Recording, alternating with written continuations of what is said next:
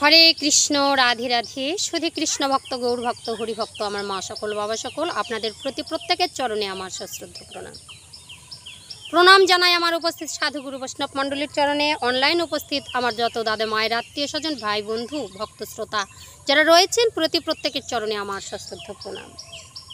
বলুন আপনারা কেমন আছেন? আশা করি প্রাণ গোবিন্দ রাধারানী কৃপায় সকলেই ভালো আছেন। আমিও আপনাদের অনেক অনেক আশীর্বাদ ভালোবাসায় খুব ভালো আছি। তো বাবা, আজকে আপনাদের সামনে যে পালা প্রসঙ্গ আমি বর্ণন করতে চলেছি, 1 মিনিটে, মাত্র 1 মিনিটে কিভাবে আপনারা কাম রিপুকে দমন করতে পারেন। সারা দিন আপনার কাম, যে আপনার উত্তেজনা, সেটা বসে থাকবে। সম্পূর্ণ গুরুঘরের গোপন তত্ত্বকথা। আপনাদের কাছে অনুরোধ থাকছে ভিডিওটা একদম স্কিপ না করে পুরো ভিডিওটা দেখতে থাকুন। আর যদি ভিডিও দেখে ভালো লাগে অবশ্যই চ্যানেলে লাইক, শেয়ার, কমেন্ট করে পাশে থাকবেন। তার আগেই বলতে চাই, যিনারা আগে থেকে আমার চ্যানেলটি সাবস্ক্রাইব করে আমার ছোট্ট বড় ভিডিওগুলো দেখছেন, আপনাদের প্রত্যেকের চরণে আমার সশ্রদ্ধ প্রণাম, অন্তরঙ্গ স্থল থেকে অনেক অনেক ভালোবাসা, অভিনন্দন। যিনারা আমার চ্যানেলে এসেছেন এখনও পর্যন্ত চ্যানেলটি সাবস্ক্রাইব করেননি, আপনাদের কাছে অনুরোধ থাকছে বন্ধুগণ, যদি ভিডিও দেখে ভালো লাগে অবশ্যই চ্যানেলে লাইক, শেয়ার, কমেন্ট করে চ্যানেলটি সাবস্ক্রাইব করে পাশে থাকবেন। প্রেম সে বলো রাধে রাধে। তো চলুন আমরা ভিডিওতে প্রবেশ করি। ওম অখণ্ডমণ্ডলাকারং ব্যক্তং যেন চরাচরম তৎপদং দর্শিতং যেন তস্মাৎ শ্রী গুরুবে নমঃ। ওম অজ্ঞানতিমিরান্ধস্য জ্ঞানাঞ্জনশলাকয়া চক্ষুরুন্মিলিতং যেন তস্মাৎ শ্রী গুরুবে নমঃ। পিতা স্বর্গ, পিতা ধর্ম, পিতা হি পরম তপ, পিতরি পিতম পণ্যে প্রিয়ন্তে সর্বদেবতা, সর্বদুঃখ নিয়ন্ত্রিতাং ভক্তি মুক্তি প্রদায়িনী বিশ্বেশ্বরী জগধাত্রী মাতৃদেবী নমস্তুতে। গুরু কৃপা হি কেবলম, গুরু কৃপা হি কেবলম, গুরু কৃপা হি কেবলম। জয় গুরু।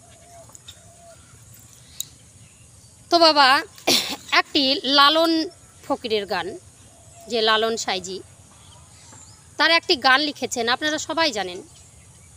করিমানা কাম ছাড়ে না মদনে, মদনে প্রেম রসিকা হব কেমনে, বলো প্রেম রসিকা হব কেমনে।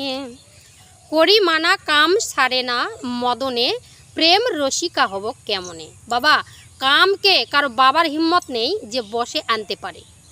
আর যতদিন আপনার দেহের মধ্যে কাম রিপু বিরাজ করছে, কাম আছে, ততদিন আপনি প্রেমকে জয় করতে পারবেন না, প্রেম আনতে পারবেন না।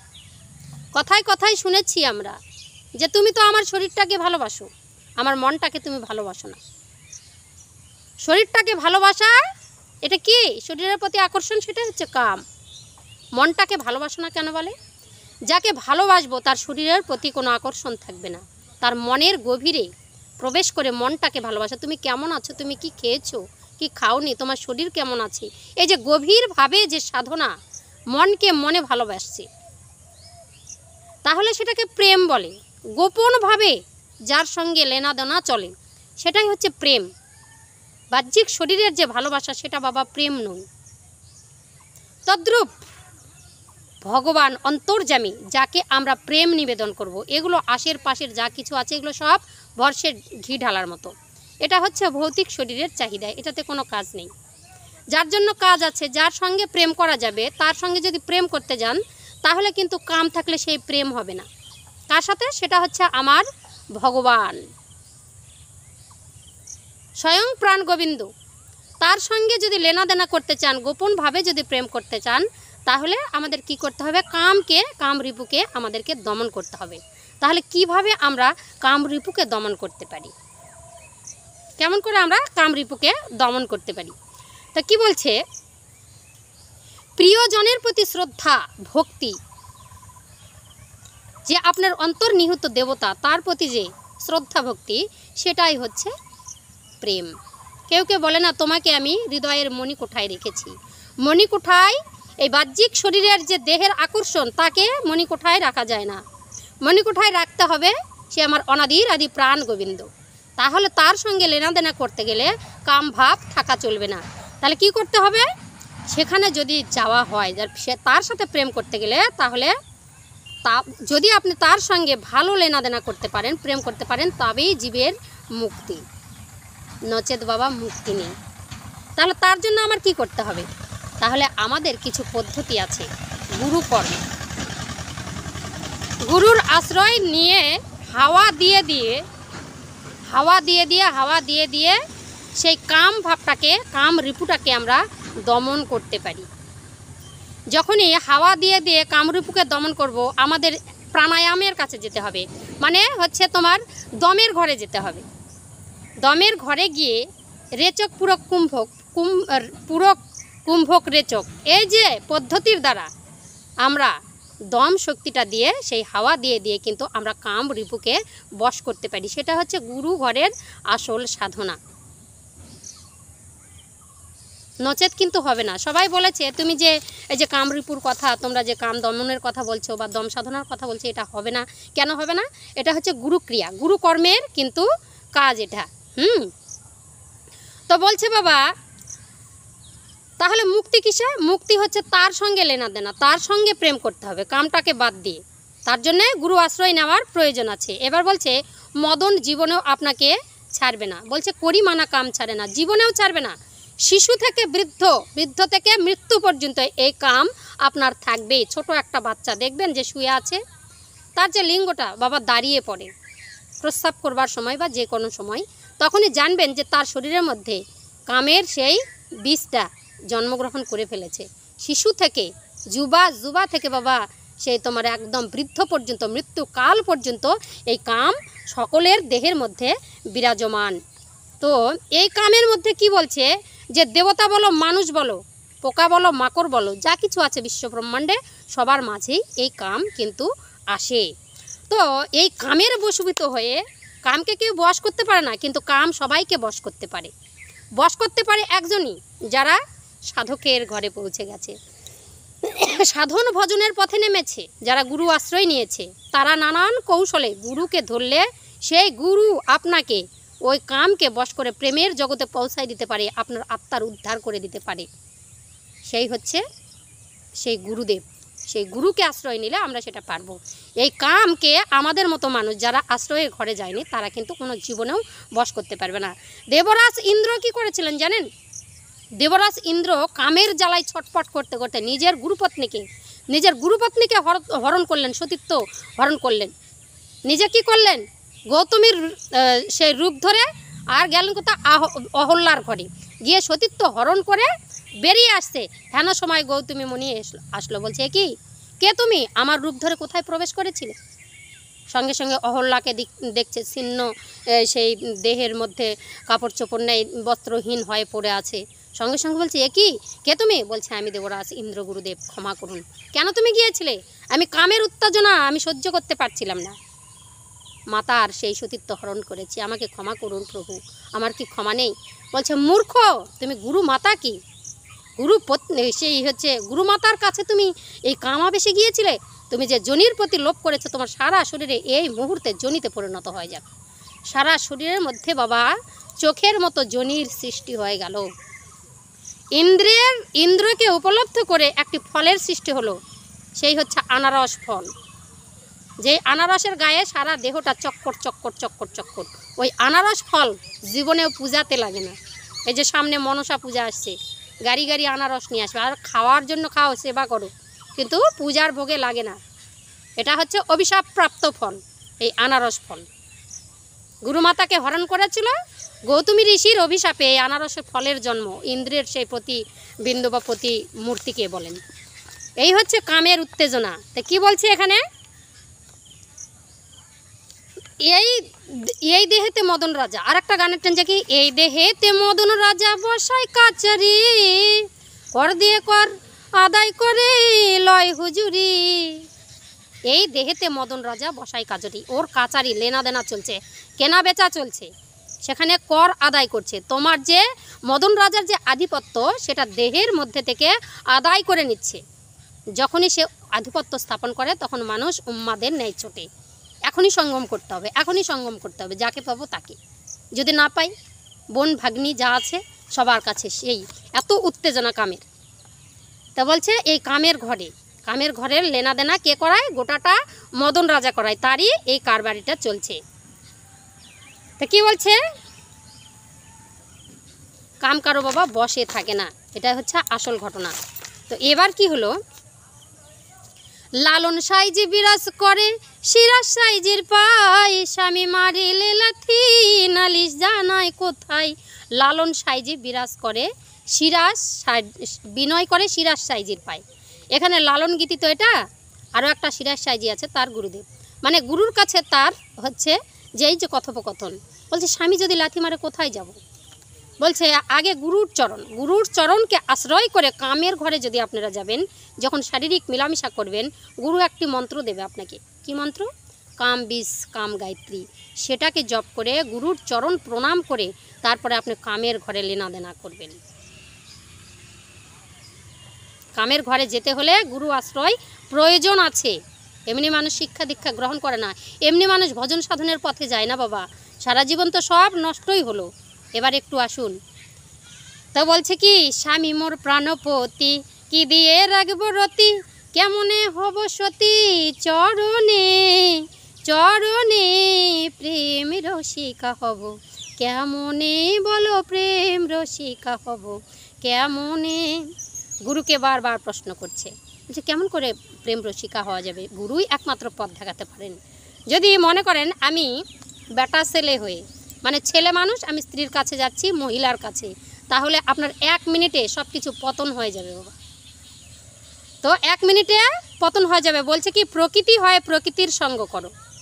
গুরু আশ্রয়ে যখন যাবেন, আপনাকে ওই মোষগুলো, ছেলের যে পুরুষে বলে কি নারীর শোভা কেশে আর পুরুষের শোভা মোষে, তো মোষটাকে আগে তুলে দিবে, তোমার পুরুষত্বটা রাখবে না, তোমাকে প্রকৃতি করে নিয়ে আসবে, তাহলে তুমি পিতৃসত্তা মাতৃসত্তাকে রক্ষা করতে পারবে।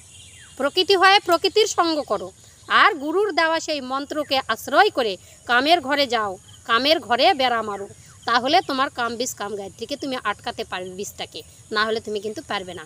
ওই মন্ত্র দ্বারাই পারবে, গুরু আশ্রয় নেই, গুরু আশ্রয় ছাড়া হবে না। মাতৃসত্তা কি হচ্ছে, তো পিতৃসত্তা মাতৃসত্তা যেন রক্ষা হয়। যদি না হয় তাহলে আমার গুরু ধরে কি প্রয়োজন?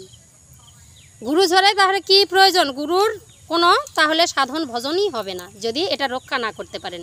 তো গুরু কৃপায় অজানা বস্তু জানবেন, গুরু কৃপা ছাড়া অজানা বস্তুকে জানা যায় না। এগুলো হচ্ছে গোপন ঘরের কথা। আমার গুরুদেব যা দিল ধন, আপনাদের কাছে আমি করলাম বিতরণ। তাহলে আপন ও গোপন কথা না বলিও যথাতথা, তবুও তো আপনাদের ভালোর জন্য গুরু ঘরে ক্রিয়া আছে, গুরুমুখী করবার জন্য অনেক কিছু আমি জানিয়ে যাই, নিজেকে রক্ষা করার পথটা জানাই। তো বলছে লালন সাইজি বিনয় করে সিরাজ সাইজির পাই, স্বামী মারিলে লাথি নালিশ জানায় কোথায়। স্বামী মোর প্রাণপতি, কি দিয়ে রাখবো রতি, কেমন হবে সতী, চরণে চরণে প্রেম রসিকা হব কেমনে। গোটা ভিডিওটা আপনাদেরকে কিন্তু গানের কলি দিয়ে জানালাম, কারণ এই যে লালন সাইজির যে গান, লালন গীতিগুলো আছে, প্রত্যেকটা গানের কলিতে কলিতে বাবার তত্ত্ব লুকিয়ে আছে। একটা গানকে যদি আপনি ভাঙ্গান তো আধা ঘন্টা লেগে যাবে, অত সহজ নয়। তো বলছে স্বামী মোর প্রাণপতি, কি দিয়ে রাখবো রতি। তো সতীর দেবতা বাবা পতি, আপনারা কোথায় দেখেছেন? কোথায় দেখেছেন বলুন? আপনারা দেখেছেন সেই হচ্ছে তোমার হচ্ছে ধরা সতীকে দেখেছেন, সতীর দেবতা পতি। আরও পতিকে রক্ষা করবার জন্য বেহুলা সতীকে দেখেছেন, সতী সাবিত্রীকে দেখেছেন, তাই না? সতীর দেবতা পতি। আর এক সতী ছিল, সে হচ্ছে অনুসূয়া, পৃথিবীর কোনো দেবতাকে মানেনি, স্বর্গের কোনো দেবতাকে না মানেনি, যে যখনই জেনেছে যে স্বামী হচ্ছে পরমপতি, তার চরণ সেবা করে জীবের উদ্ধার হয়ে গেল। সেই স্বামীর যে গলিত পচা দেহটা পরিবর্তন করে সুন্দর একটি পুরুষের সৃষ্টি হলো, যমরাজ তাকে দান করে গেলেন। এই যে সতীর দেবতা পতি বাবা, এই পতির যদি রতিকে কোনো স্ত্রী রক্ষা না করতে পারে, তাহলে সতীত্বই তার থাকবে না। তো স্ত্রী এখন বলছে স্বামী মোর প্রাণপতি, কি দিয়ে রাখবো রতি, কেমনে হবো সতী চরণে। গুরুর কাছে সে জিজ্ঞেস করছে। রতিটা কি বাবা? যে বিন্দু পিতার মস্তকে যে বিন্দু রূপে ছিল, সেই বিন্দুটা যখন নিম্নগামী হয় সেটাকে কি বলা হয় জানেন? রতি বলা হয়। আর সেই বিন্দু যদি ঊর্ধ্বগামী করা যায় সেটাকে বলা হয় না, যেই বিন্দু নিম্নগামী হয় সেটাকে আমাদেরকে বীর্য বলা হয়, আর যেটাকে ঊর্ধ্বগামী করবেন সেটাকে রতি বলা হয়। মস্তকে তুলে দিলে সেটা আবার মণিতে পরিণত হয়ে যায়। সেটা রক্ষা করার একমাত্র দায়িত্ব হচ্ছে স্ত্রীর। অর্ধাঙ্গিনী, যে সহধর্মিণী যাকে বলে, যেই নারী স্বামীর পিতৃসত্বকে রক্ষা করবার জন্য হাত বাড়িয়ে দেয়, একসঙ্গে হাতে হাত রাখে, সেই হচ্ছে সহধর্মিণী। কেউ কেউ বলছে আমার স্ত্রীটা এখনও তো হয়নি, তো আমি একটু সাধন করে নি। কেউ আবার বলছে আমি হচ্ছে ভক্ত হয়ে গেছি, আমি গুরুর আশ্রয় নিয়েছি, আমার স্ত্রী নেয়নি। জীবনেও হবে না। গুরুদেব কখনোই দুই স্বামী স্ত্রী ভিন্ন একজনকে কখনোই মন্ত্র দেবে না। দুই স্বামী স্ত্রীর মধ্যে কার্যই হচ্ছে সাধন ভজন। দুজন মিলে পিতৃসত্তা মাতৃসত্তাকে রক্ষা করতে হবে, যুগলবন্দি হয়ে করতে হবে। এটা আপনার ব্রত। শিক্ষা ঘরে গেলে এটাই আপনার ব্রত। যদি এটা না করতে পারেন তাহলে তার কোনো মূল্যই থাকে না। তো কি বলছে, বিন্দু যদি নিম্নগামী হয় তাহলে সেটা হয় বীর্য, আর বিন্দু যদি ঊর্ধ্বগামী হয় তাকে বলা হয় রতি। তো কি বলছে, নিজের স্বামীর রক্ষা করতে সহধর্মিণী সঙ্গিনী হবে। শিক্ষা ভজন সাধন বাবা সবারই হয় না। কত লোক তো ঘুরে বেড়াচ্ছে, তারা তো করতে পারেনি। এমন এমন ব্যক্তি আছে যাদের মনে চৈতন্য হয়েছে যে আমরা সত্যিই আমরা সেই হচ্ছে জীব হত্যা করছি। তাহলে স্বামী স্ত্রী এগিয়ে আসবে, চলো শিক্ষা গ্রহণ করি। গুরুর কাছে গেলে আমরা পিতৃসত্য আর মাতৃসত্তাটাকে রক্ষা করতে পারবো। তো এগুলো বাবা সাধনার বস্তু, এটা গুরু ঘরের কাজ, এটা সবাই কিন্তু পারবে না। তাহলে হচ্ছে কেমন পিতৃসত্তাকে রক্ষা করতে বলছে, যে প্রত্যেক দিন আপনি পুজো করছেন, অর্চন করছেন, পাঠ করছেন, ব্রত করছেন, এগুলো মিথ্যা। রাত্রেবেলা আবার সেই করছেন কি, হাজার হাজার সন্তানকে বিছানার মধ্যে মেরে দিচ্ছেন, হাজার হাজার সন্তান বিছানার মধ্যে মেরে দিচ্ছেন, সব কিছু জল হয়ে গেল। যদি সাধন ভজন করতে পারেন তাহলে কিন্তু আপনার মুক্তি লাভ হবে। এত যে আপনি যা মৃত্যুর জন্য দায়ী, এই পাপের ফল কোথাও আপনি গেলেও খণ্ডন হবে না। একমাত্র গুরু আপনাকে সেখান থেকে রক্ষা করতে পারে। ঠিক আছে? তো প্রেম ও ভক্তি, গুরুর প্রতি দয়া, তিনটা কথা আছে বাবা।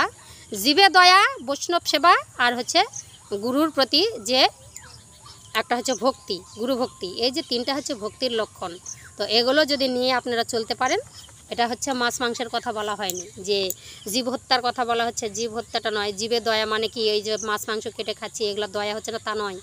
জীবে দয়া মানে প্রত্যেক দিন রাত্রিবেলা বিছানায় যে আমরা বিষটাকে নষ্ট করছি, জীবটাকে নষ্ট করছি, হত্যা করছি, তাকে একটু দয়া। তাহলে তাকে দয়া করতে গেলে সাধনার পথে যেতে হবে।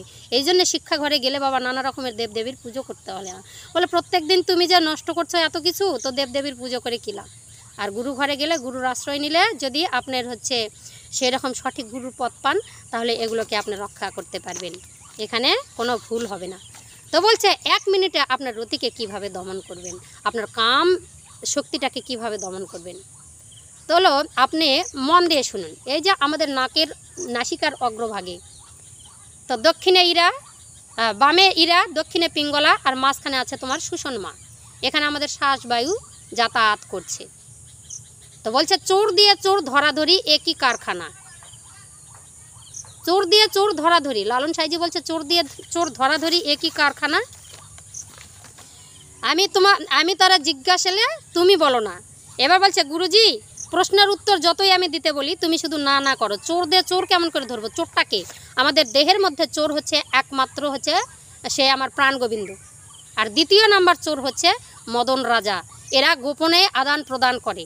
প্রাণ গোবিন্দ কেমন করে যাচ্ছে, যারা সাধনার ঘরে গিয়েছে, এই নিঃশ্বাস বায়ুটা যাতায়াত করছে, এটাই যে প্রাণ গোবিন্দ, তারা ও জানে যে এটাই আমাদের ভগবান প্রতি মুহূর্তে আমাদের ভিতরে যাতায়াত করছে।